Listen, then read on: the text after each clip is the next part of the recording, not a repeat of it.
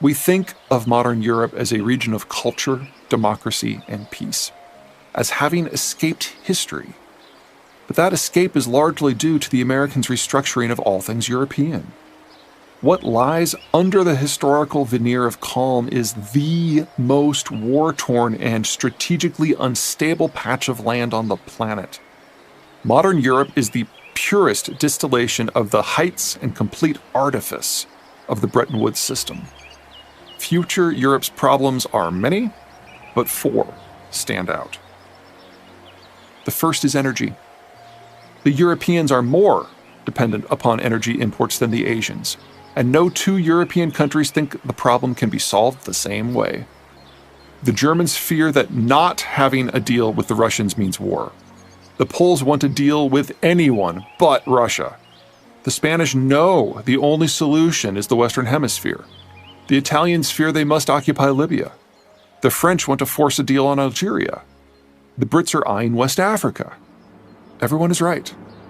Everyone is wrong. The second is demographic.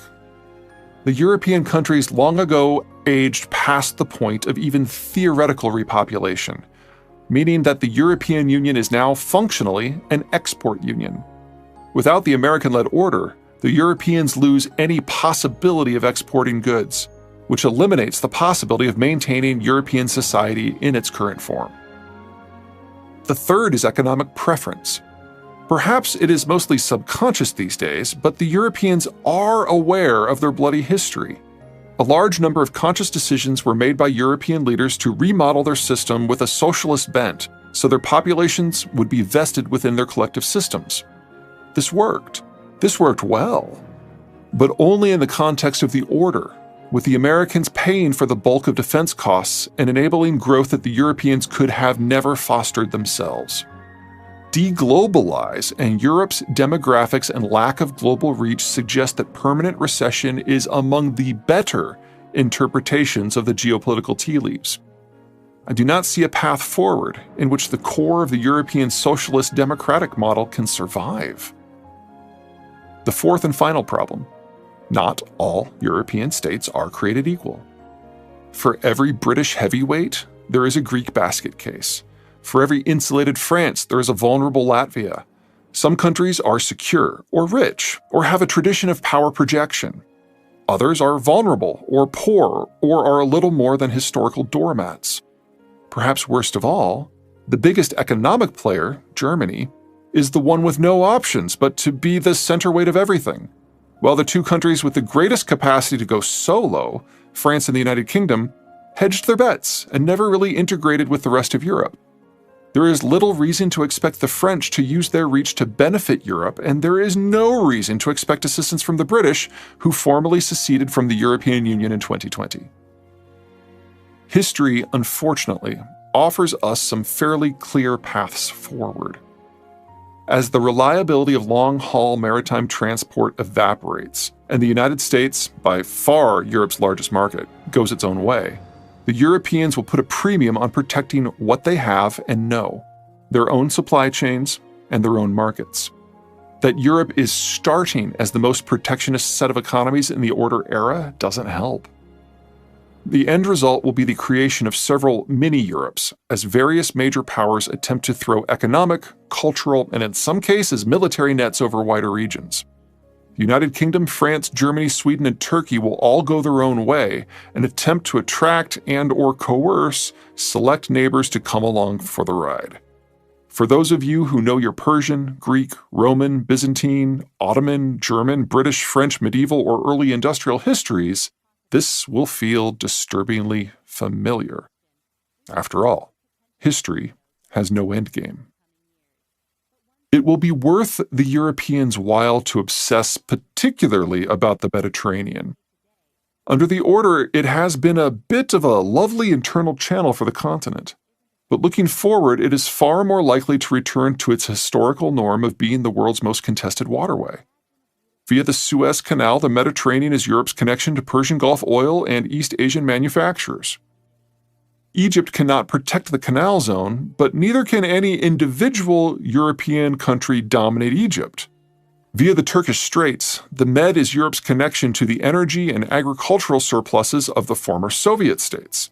Turkey is absolutely certain to take over the Straits, and no one has the capacity to challenge the Turks in their own front yard.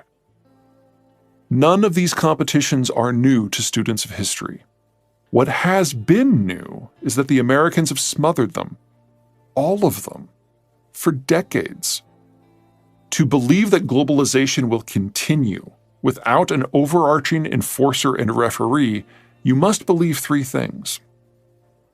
First, that all powers in a given region will agree to do what the most potent regional power demands. That the Japanese and Taiwanese will accede to Chinese efforts to redefine the structural, economic, political, and military arrangements of East Asia.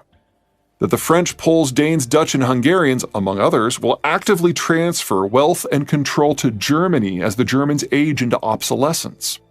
That Saudi Arabia, Iraq, Kuwait, Qatar, Bahrain, and the United Arab Emirates will defer to Iran on issues of regional control and oil policy. That Ukraine, Estonia, Latvia, Lithuania, Sweden, Finland, Poland, Moldova, Romania, and Uzbekistan will not resist Russia reasserting control over all of them. That Pakistan will accede to India being large and in charge. That Iran, Iraq, Syria, Russia, and Germany will not resist Turkey muscling itself up to the big table. That the various African nations will quietly accede to a renewed colonial wave. The Americans have held all these reckonings in abeyance since 1945. Now remove the American security environment. Look at the map with fresh eyes. Look at any map with fresh eyes. Second, you must believe that certain tools of statecraft will remain firmly off the table, most notably military tools. That the Germans, Russians, Iranians, and Chinese will not use military force to impress their wills upon their neighborhoods. That powers with military reach, France, the United Kingdom, Turkey, and Japan come to mind, will not use their capacity to short-circuit the actions of their less mobile competitors. History isn't simply littered with examples to the contrary. Most of history is the contrary. Except history from 1945 to the present, of course. Third, you must believe that the dominant regional powers will not come into conflict. That the Russians and Germans, the Chinese and Indians, the Russians and Chinese, the Turks and the Russians, the Turks and the Iranians will always see eye to eye. Offhand, I can think of 10 examples of this not working out in just the single century before 1945. The world's supply of grievances is inexhaustible. For the most part, those grievances have not been acted upon for 75 years, but only because the Americans changed the rules of the game.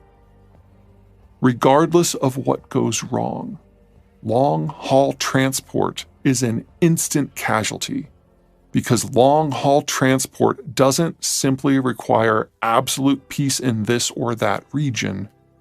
It requires absolute peace in all regions.